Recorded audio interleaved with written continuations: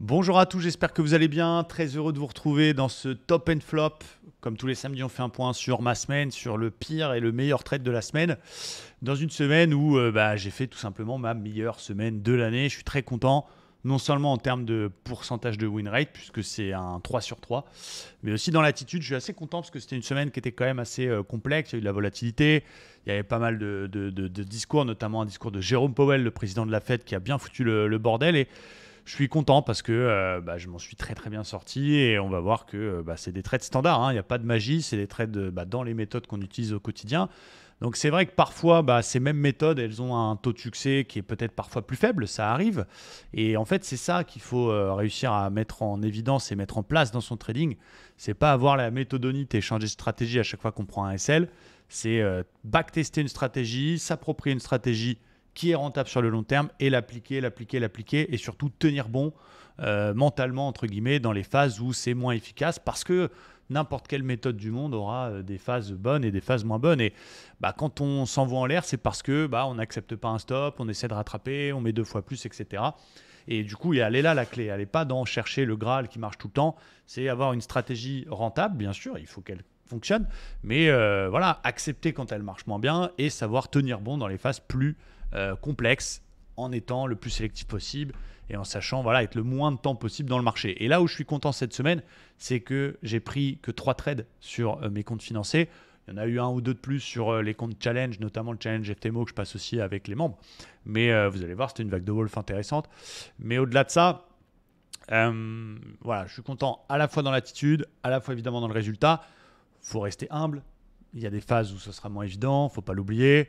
Mais on en profite quand même et c'est cool. Et vous l'avez suivi cette semaine, ça m'a permis notamment de valider les 2 autres top steps que j'ai. Et c'était un beau succès parce qu'on l'a fait ensemble. Je le fais en live. Vous savez que je trade tous les jours en direct. Tous les matins, on fait des analyses. Tous les après-midi, on fait du trading en live ensemble. Et voilà, on ne peut pas tricher puisque je fais ça devant vous. Donc, c'est cool. Et restons humbles, encore une fois. Mais je pense que ça fait plaisir. On enchaîne quand même là quelques bonnes semaines et c'est très cool. Dans une année finalement qui sera bonne, je l'espère. Si on continue comme ça, on ira chercher 22-23% de perf. Ce ne sera pas ma meilleure année, mais je vous ferai un bilan en fin d'année, vous verrez. Mais c'est vrai que j'ai passé 4-5 mois au début de l'année, un petit peu à tourner autour du flat, mais on n'a rien lâché. Et puis là, finalement, on fait l'année en 3-4 mois. Donc c'est très très cool, je vous présenterai ça évidemment. Mais je vais vous montrer les 3 trades en question.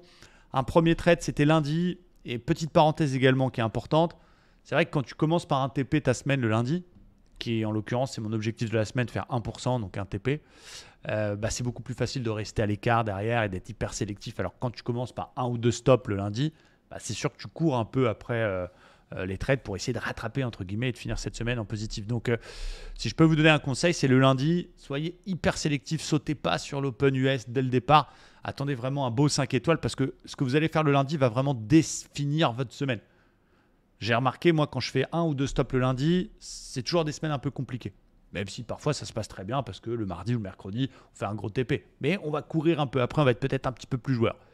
À l'inverse, quand je fais mon ratio de 2 le lundi, c'est généralement des bonnes, voire des très bonnes semaines. Parce que du coup, ça y est, j'ai fait mon objectif. Je suis encore moins frustré de rester à l'écart, entre guillemets, et je veux vraiment aller sur la crème de la crème. Vous allez voir, lundi, j'ai pris un trade de méthode, un petit peu plus agressif, c'est vrai, parce qu'à ce moment-là, on n'est pas vraiment en flux haussier encore. On a cassé les moyennes mobiles par le haut, mais on est encore, c'est un peu neutre. On est dans le range, en fait, du Nasdaq. J'ai beaucoup tradé le Nasdaq cette semaine. Et du coup, je me dis, bon, on va aller chercher le haut du range. Et c'est pas juste ça qui m'a fait ouvrir un trade. J'ai travaillé mon OPR. Et donc, j'ai acheté la cassure d'OPR. C'était vers 16h, si je dis pas de bêtises, 16h15, 16h20 sur le Nasdaq. Donc, on a eu une belle cassure de l'OPR. J'ai mis un ordre comme d'habitude sur le haut d'OPR avec un stop assez court sous la bougie précédente. J'avais 33 exactement, si mes souvenirs sont bons. Voilà. Et on est passé assez vite break-even. Et j'ai décidé de sortir au ratio de 2. Pourquoi ? 1, parce que c'était lundi. Et c'était déjà très bien, c'est mon objectif de la semaine. 2, à ce moment-là, on a le Dow, le Standard & Poor's qui se casse la gueule. Donc c'est important de surveiller les 2 autres indices américains, même si vous tradez le Nasdaq. Surtout le Standard & Poor's, qui est le boss. Et en général, ils sont corrélés. Et là, on avait Dow Standard qui se sont mis à dégueuler. Bon, on se dit peut-être que le Nasdaq il va suivre. Et 3, c'était un FVG également intéressant en M5, M15 qui n'arrivait pas à passer. Bon, j'ai décidé de prendre mon ratio de 2. C'est vrai que je suis plutôt partisan de laisser couler les trades et vous allez voir que le trade de vendredi, j'aurais pu me gaver dessus et je suis un petit peu frustré par rapport à ce trade-là, vous allez comprendre. Mais ici, je pense que c'est une bonne décision. Ça permet de commencer la semaine par un TP, ça fait faire l'objectif et derrière, forcément, on est beaucoup plus zen. Donc au-delà de dire j'ai pris un 2, j'ai peur qu'il revienne BE, c'est surtout j'encaisse mon 2 et je reste zen pour ma semaine. Donc voilà, je suis assez content de ma prise de décision là-dessus. Et derrière, en plus, petite cerise sur le gâteau, si je peux me permettre, c'est qu'il retourne au prix. Donc je me serais fait BE si j'avais été trop gourmand. Donc je suis assez content de ce trade qui me permet de bien commencer la semaine.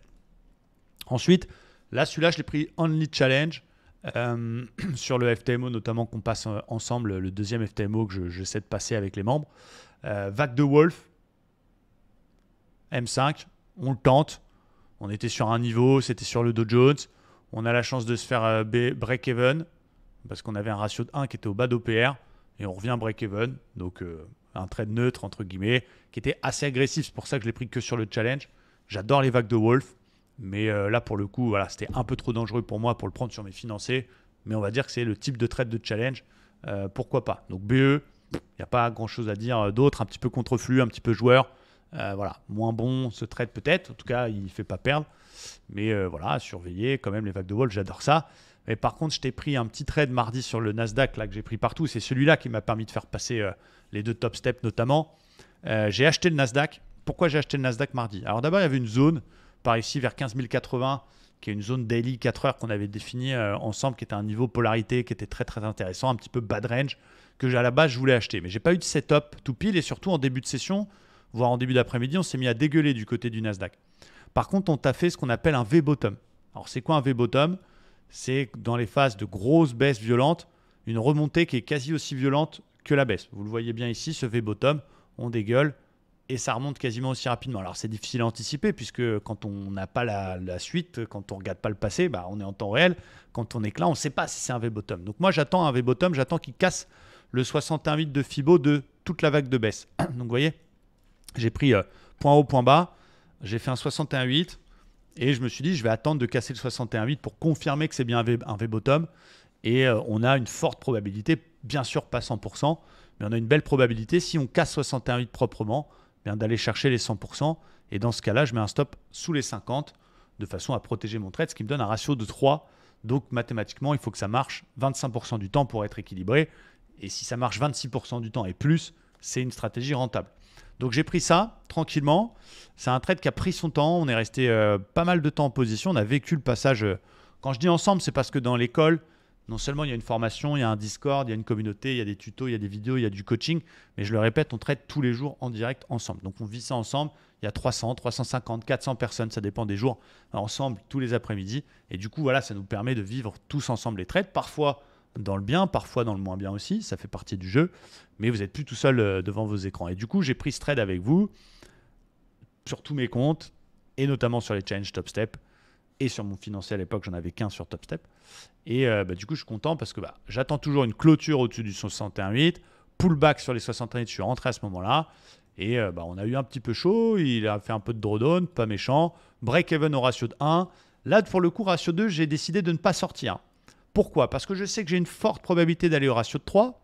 J'avais pas vraiment de gros signal de retournement. Mais surtout, si on allait au 3, si on allait au 100%, eh bien, je validais mes Top Steps. Donc, j'ai décidé de le garder. Je ne vais pas dire coûte que coûte, mais je me suis dit, c'est BE, et tant pis, c'est pas grave, ou je valide tout. Et du coup, on y est allé au 100%. Alors, c'était un peu long, il fallait patienter, et boum, on l'a fait. Donc, je suis sorti sur les 300. Et encore une fois, petite cerise sur le gâteau, c'est que derrière, il s'est mis à dégueuler, et il est revenu sur le 61,8. Donc ça, c'est assez, je veux dire, c'est assez cool. Quand tu sors quasi au plus haut, alors c'est de la chance, je ne vais pas vous dire que j'ai deviné le marché, mais c'est cool. Donc ça, un trade 100% méthode. Évidemment, 68 100% V-bottom sur un niveau, c'est ce qu'on aime faire. Vous voyez, ce n'est pas trop compliqué, mais c'est surtout l'avoir tenu. Et j'en parle souvent en live, et je vous le dis peut-être pas assez sur YouTube, mais ce genre de stratégie n'est valable que si vous tenez les trades jusqu'au bout. C'est-à-dire, c'est le défaut de la plupart des particuliers, c'est de prendre les mêmes trades qu'un pro, mais c'est de les couper trop tôt. Et du coup, là, si tu n'encaisses pas un 3, mais tu n'encaisses qu'un 1,5, tu auras le même win rate que moi, mais tu ne gagneras pas autant ou tu seras peut-être perdant parce que tes gains ne couvriront pas tes pertes. Et du coup, faut pas focus que sur l'entrée, il faut focus aussi sur la sortie et la tenue de trade. Et ce genre de trade, eh bien, si tu arrives à les tenir jusqu'au bout, si tu sors trop tôt, encore une fois, ça ne va pas te multiplier ton win rate. Et finalement, tu auras des gains plus faibles et qui seront peut-être à peu près équivalents ou voire même plus faibles que tes pertes. Donc c'est très important et c'est pour ça qu'il faut travailler, qu'il faut se laisser le temps, qu'il faut gérer le mental, la psychologie, la gestion d'émotions. Parce que tu peux être tenté de dire « Ah bah je sors, allez, j'ai peur que ça revienne ». Surtout quand tu es en fin de challenge. Et j'aurais été dégoûté de sortir au 2 et puis de voir le 3 derrière. Donc ça aurait pu en plus me déclencher l'envie de prendre un autre trade. Enfin, vous voyez ce que je veux dire, c'est tout un enchaînement de choses. Donc voilà, le mental, encore une fois, là pour le coup, je l'ai eu. Et je suis très content. Donc ça, c'était le trade numéro 2 pris partout. Et trade numéro 3, donc on n'a pas tradé jeudi parce qu'il y avait absolument R de chez R. Donc à ce moment-là, je suis à 3 R et 2 R sur lundi, donc je suis à 5 R. Donc ça fait 2,5% pour 0,5% de risque. C'est 2 fois mon objectif, je suis tranquille. On fait le petit débrief vendredi, petits oignons. Et là, je vois une Barbie. Alors quand je vous dis une Barbie, pourquoi ? D'abord, le Nasdaq, il a pété le 61,8 de toute la hausse. Donc pareil, je sais qu'il y a une forte probabilité d'aller au 100%. On est en flux baissier, on est dans un espèce de biseau M15 du Seigneur, un petit fanion même plutôt, figure de continuation. Donc je me dis, si on casse le fanion par le bas, il y a peut-être une vente à aller chercher pour aller chercher les 100%. Et en plus, ça coïncide avec mon bas d'OPR. Magnifique. Je ne peux pas prendre ça. Même si la semaine elle est faite, je me dis, c'est une Barbie, tu vois, on va pas... Vision long terme. Au pire, je redescends un petit peu, je prends 0,5% de risque, donc c'est pas grave. Au lieu d'être à 5 R, je suis à 4 R. Au pire des cas, s'il ne marche pas, ce qui est déjà très bien, puisque c'est 2 fois ma semaine, mon objectif. Mais je me dis, je ne peux pas juste le regarder. Si je le regarde et qu'il fonctionne, je vais me dire, merde, tu vois. Alors, je suis plutôt d'un naturel à vous inviter à la prudence, surtout les plus débutants, parce que quelqu'un qui a fait des gains cette semaine et qui perd le vendredi, psychologiquement, ça peut lui déclencher un tilt. Il va vouloir envie de rattraper ce qu'il a perdu et derrière des bêtises. Moi, j'ai un peu plus d'expérience. J'accepterai. Si ça ne marche pas, ni chaud ni froid, terminados. Donc, du coup, quand je vois mon setup se valider avec la cassure de l'OPR, je suis obligé d'y aller. En tout cas, c'est ma méthode. Donc, je la suis. Donc, je suis rentré sur le pullback. Magnifique. Pullback OPR, regardez comme c'est beau. Avec un stop au-dessus de la bougie qui casse. Donc, vraiment, rien de magique. Donc, il est venu pullbacker quasiment au point près. Vraiment trop beau. Trop beau ce trade. Et let's go. Ratio de 1 BE. Ratio de 2. Presque ratio de 3. Et finalement, il me fait un marteau. Waouh. Donc là, je me dis, attends, tu as un trade bonus. À la base, tu n'étais pas vraiment censé trader puisque c'est vendredi, tu as fait ton objectif. Tu y vas quand même. Tu prends un 2. Donc tu prends 1% de plus. Ah, vas-y. Je suis sorti. Là, mauvaise décision, je vous le dis. Enfin, mauvaise décision. Ce qui est pris n'est plus à prendre. Et comme on dit, vaut mieux avoir un oiseau dans sa main que 2 sur une branche. Mais au-delà de ça, regardez derrière. Là, je me suis un peu chié dessus. Je vous avoue, j'ai dit, allez, c'est vendredi. Vous comprenez, il y a tout un tas de choses qui ont fait que j'ai pris. J'aurais dû garder ce trade. Alors, si ma tante avait des couilles, on l'appellerait mon oncle, hein, comme on dit. Mais il va au 6, quoi. Regardez, c'est juste trop beau. Il va à mon objectif. Alors, il prend son temps, mais il y va. Donc voilà, parfois, même quand on a un peu plus d'expérience, j'aurais pu me dire, ta semaine, elle est faite, tu le gardes au pire CBE, et au mieux, tu vois, sur un truc comme ça, je fais 3%. Sur $1 million, je vous laisse imaginer, c'est une journée à 30 000 balles. Donc, un petit goût amer.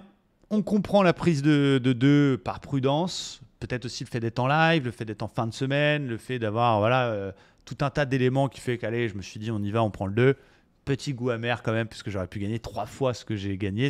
J'ai déjà pris un beau billet, hein, mais bon, voilà. C'est pas très grave, je vous en parle quand même. C'est un très beau trade, c'est un top trade. Il y a tout, flux baissier, cassure 61,8, cassure fanion par le bas, cassure OPR, ratio incroyable, stop court.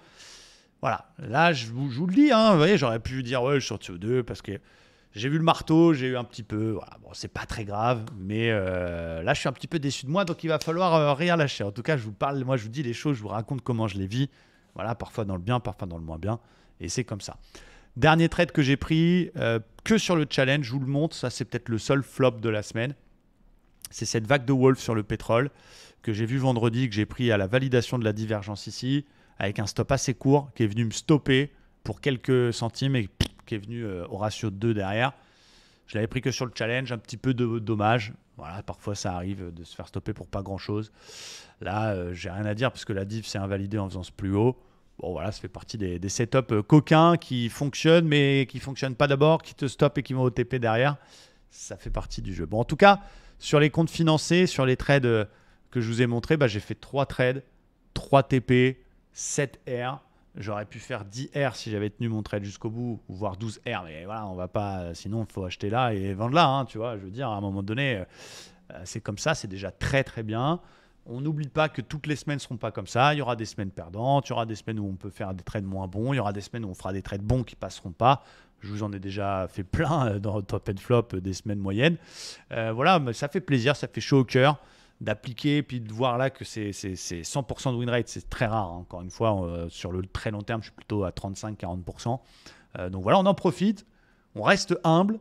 Et bah voilà les trades que j'ai pris. Donc encore une fois, 100% dans ce que je vous enseigne dans l'école. Et je voulais vous les montrer parce que bah, c'est une belle semaine et ça fait plaisir. Donc voilà, merci à tous. Je vous souhaite un très très bon week-end surtout et je vous dis à demain pour préparer notre semaine de trading. Ciao, bye bye.